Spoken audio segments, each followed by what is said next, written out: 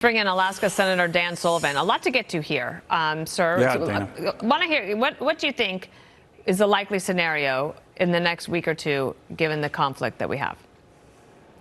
Well, look, Israel's they're trying to reestablish deterrence, and we need to support them in their focus on doing that.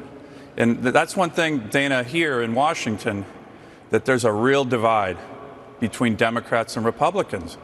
Right now, Democrats have become the party of Iran appeasement and tepid support of Israel. 48 of my Republican colleagues wrote President Biden yesterday and said, stop slow rolling weapons to Israel. Republicans, on the other hand, are focused on deterring Iran.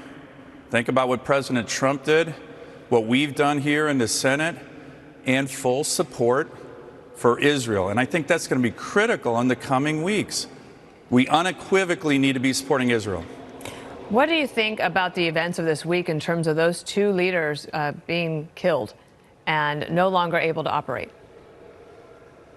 Well, I think, like I mentioned, Israel's doing the hard work, and it is hard work, of reestablishing deterrence. And one of the best operations that we did in the United States on that issue is when President Trump ordered the killing of Sullivan. And I'll never forget the hearing we had, a top secret hearing. All the Democrats, including Chuck Schumer, were berating Secretary of State Pompeo for taking that action. That action helped reestablish deterrence against Iran. So again, there's a huge divide here with regard to support for Israel and appeasement of Iran. And unfortunately, Biden has been appeasing Iran. I wanted to ask you about this because we're thinking about, in the next days or so, what could happen between Iran responding to these attacks. But we are in a situation where we have President Biden, who has said he's going to be president until January. We have Kamala Harris out on the road, the vice president. I mean, some are saying she's kind of like a co-president at the moment. Not sure, she's campaigning. But a time of transition from one president to the next is when we are most vulnerable as well. And these leaders around the world, how much are they paying attention to what we're dealing with here domestically and wanting to take advantage of that? Oh, I think it's a great question. And it's a threat right now. And we need, as American elected officials, need to be unified and tell the authoritarian regimes of the world, whether it's the terrorists in Iran, the Chinese Communist Party and Xi Jinping or Putin, don't take advantage of this situation. And as Americans, as members of Congress, the executive branch, we need to be unified and send that same message, especially with regard to Iran.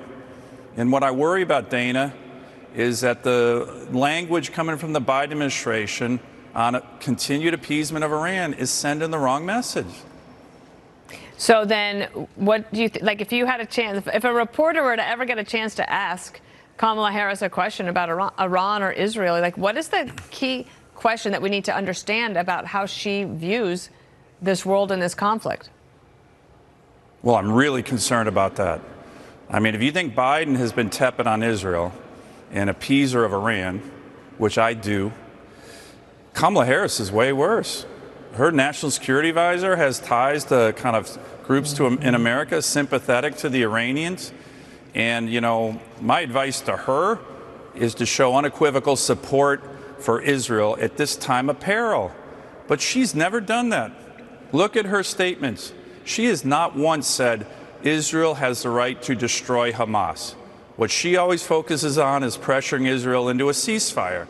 So she, in my view, is the weakest link of all in the Biden administration. But she did say, and if she becomes president, she did say it's going to be Israel has really a right dangerous. to defend itself, and then she adds the but, So that's what she says. But we'll see if we get any questions asked. Yeah, I hope that I hope that our media finally gets a chance to sit down with her and ask her some tough questions, particularly on these issues, because you're right.